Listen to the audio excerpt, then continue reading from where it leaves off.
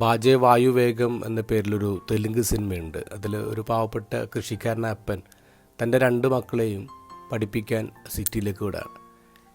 ഇല്ലാത്ത പൈസയൊക്കെ സംഘടിപ്പിച്ചിട്ട് ഈ മനുഷ്യന് ഇവരെ പഠിപ്പിക്കുന്നത്. ഇവർക്ക് ജോലി കിട്ടാൻ വേണ്ടി സ്വന്തം പറമ്പ് വരെ വിറ്റിട്ടാണ് പൈസ കൊടുക്കുന്നത്. പക്ഷേ മക്കളുടേതല്ലാത്ത കാരണങ്ങൾ കൊണ്ട് ഈ പൈസയൊക്കെ നഷ്ടപ്പെടുന്നു, ജോലി കിട്ടുന്നില്ല. ഒരാൾക്ക് ജോലിയില്ല, ഒരാൾ ഡ്രൈവറാണ്. ഇടയ്ക്ക് മക്കളെ കാണാൻ സിറ്റിയിൽ അപ്പൻ എത്തുമ്പോൾ മക്കൾ ഈ അപ്പനെ പറ്റിക്കാണ്. അവർ വളരെ സൗകര്യത്തോടുകൂടി ജീവിക്കുന്നു എന്നൊക്കെ പറഞ്ഞിട്ട് ഒരു ഷോ ഓഫ് നടത്തിയിട്ട് വിടുന്നത്. അപ്പനാണെങ്കിൽ തിരിച്ച് ഗ്രാമത്തിൽ ചെല്ലുമ്പോൾ മക്കളെക്കുറിച്ച് വലിയ വീരകഥകളൊക്കെ പറയും. കുറച്ച് നാൾ കഴിഞ്ഞപ്പോൾ നാട്ടുകാർക്കും അപ്പനും മനസ്സിലായി ഈ മക്കൾ പറ്റിക്കുക, അവർക്ക് ജോലിയൊന്നുമില്ല. അപ്പൻ ഹൃദയം തകർന്നു വീഴാണ്. ഹോസ്പിറ്റലിൽ കിടക്കുന്ന അപ്പനെ കാണി 2 മക്കൾ വരുമ്പോൾ ഈ അപ്പൻ അവരോട് പറയുന്നൊരു കാര്യമുണ്ട്. മക്കളെ, 40 വർഷമായിട്ട് ഞാൻ കൃഷി ചെയ്യുന്നവനാണ്. ചില വർഷങ്ങളിൽ എൻ്റെ നിലം നല്ല വിളവ് നൽകും, ചിലപ്പോൾ ഒന്നും തരാറില്ല.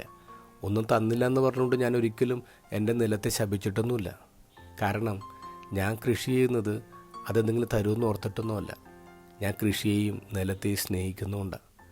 അതുപോലെ നിങ്ങളുടെ സ്വപ്നങ്ങൾ ജീവിക്കാൻ ഞാൻ നിങ്ങൾക്ക് പൈസ തന്നു, നിങ്ങളെന്തെങ്കിലും തിരിച്ചു തരുമെന്ന് ഓർത്തിട്ടൊന്നുമല്ല. ഞാൻ നിങ്ങളെ സ്നേഹിക്കുന്നുണ്ടാണ്. അതുകൊണ്ട് നിങ്ങളെനിക്കൊരിക്കലും തള്ളിക്കളയാൻ പറ്റില്ല. അതുമാത്രമല്ല, നിങ്ങളുടെ കുഞ്ഞുനാളിൽ പാഠപുസ്തകം വായിക്കാൻ കാശില്ലാത്തതുകൊണ്ട് ഞാൻ പഴയ പുസ്തകങ്ങൾ പുതിയ കവറിട്ട് കൊണ്ടുവന്ന് തരും.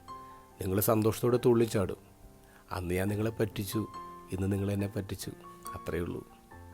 ഇത് ഗോസ്പലിൽ നമ്മൾ കാണുന്നത് ശിഷ്യന്മാർ തോമസിനോട് പറയുന്നുണ്ട് ഞങ്ങൾ കർത്താവിനെ കണ്ടു എന്ന്. പക്ഷേ തോമസ് വിശ്വസിച്ചില്ല. അപ്പോൾ മറ്റു 10 ശിഷ്യന്മാർക്ക് വേണമെങ്കിൽ ഇങ്ങനെ ചിന്തിക്കായിരുന്നു, ഇവൻ നമ്മുടെ കൂടെ അല്ല, ഇവൻ നമ്മുടെ കൂടെ തന്നെ നമ്മൾ വിശ്വസിക്കുന്നില്ല, അതുകൊണ്ട് ഇവനെ തള്ളിക്കളയാം, ഇവനെ ഡിസോൺ ചെയ്യാമെന്ന്. പക്ഷെ അവരങ്ങനെ ചെയ്തില്ല. തോമസിനെ അവർ ചേർത്ത് നിർത്തി. ഈശോനെ പോലെ തന്നെ തോമസിനെ ചേർത്ത് നിർത്തി.